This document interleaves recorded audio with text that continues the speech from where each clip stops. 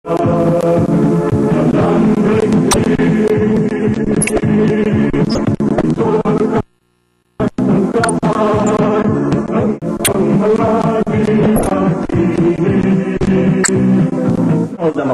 movement is a broad expression.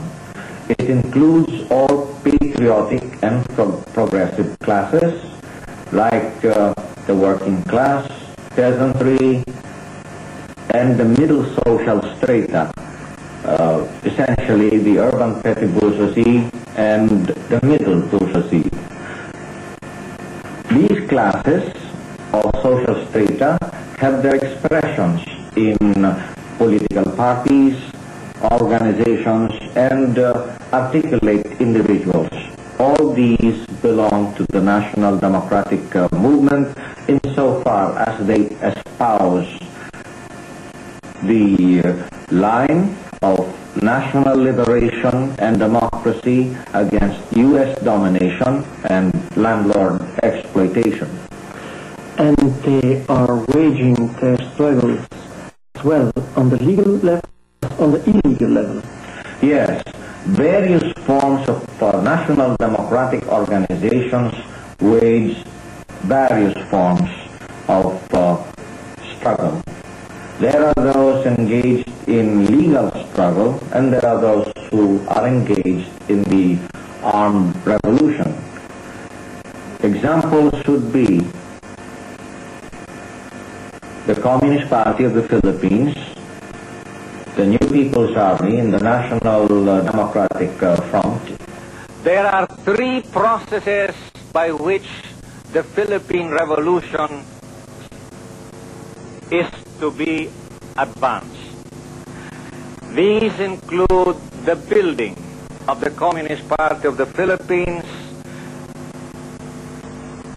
the building of the New People's Army, and the building of the National Democratic Front. The Communist Party of the Philippines was established on December 26, 1968 as the Marxist-Leninist vanguard party of the working class. This party is supposed to be the standard bearer of the working class, which is that class that is the most progressive, productive, and political force in the Philippines. It is true that a minority class, especially only the party which represents it, cannot win the Philippine Revolution all by itself. At any rate, even while there are the forces of armed revolution, there are the legal democratic forces in the Philippines. The biggest of these is Bagong Alyansang Makabayan, or Bayan in short. It has a membership of more than 2 million members in more than 1,000 member organizations. Its biggest component organizations are Kilusang Mayo Uno, which is the labor center, the Pambansang Kilusang Magbubukid, which is the Kilusang Magbubukid ng Pilipinas, or KMP, Gabriela, the Women's Alliance, League of Filipino Students, Alliance of Concerned Teachers, Cadena, and so on. As I have earlier pointed out, Partido ng Bayan, founded last August 30 and 31, was an outgrowth of Bayan, the big coalition. It started with 50,000 charter members, and as of November 22 last year, its membership rose to more than 500,000. This is not an insignificant party if we compare it with PDP Laban, which is the favorite party of Mrs. Aquino. PDP Laban has only 200,000 as of November 1986, despite the advantages that being in power allows. In the face of terror tactics and other special measures being taken against Partido ng Bayan, should it withdraw from the arena of electoral and other legal struggles? No, it should not.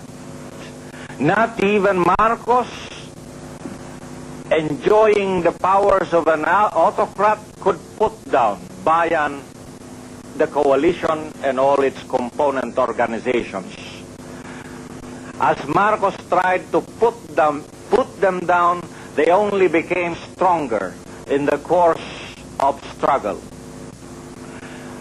Is it true that the Philippine left, or the progressive forces representing the fundamental interest of the working class and peasantry, being marginalized by the ascendance of Mrs. Aquino to the presidency and by such so-called democratic operations as now being unfolded before our eyes? If you recall, Marcos, while he was still being referred to as a champion of democracy and as an effective anti-communist fighter, he was being lauded by the United States for his citizens' assemblies, referenda, and elections. But those voting exercises did not prevent all forms of organization and all forms of struggle taking the line of national democracy. If we recall Nguyen Van Thieu, he used to hold voting exercises and he won sizable votes, but soon afterwards his government would be put out by what was then a people's revolutionary government developing in the countryside. While the big compradors and landlords in the Philippines can arrange voting exercises every so many years, the people's revolutionary forces are doing their political work daily and are building organs of people's self-government in the countryside to link itself with the biggest class, the peasantry, by sending its cadres to the countryside among the peasantry. The Communist Party links up with that most numerous class and ensure that the basic alliance of the working class and the peasantry is built. So, the basic alliance of the working people links itself with the urban petty bourgeoisie, consisting of the small traders and entrepreneurs and the general run of professionals and highly skilled technicians. These three social forces together compose the basic forces of the Philippine Revolution.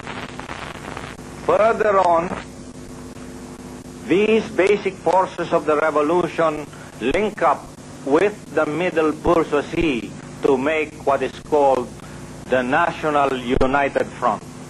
At the moment, the most consolidated expression of the National United Front in the underground. It is a united front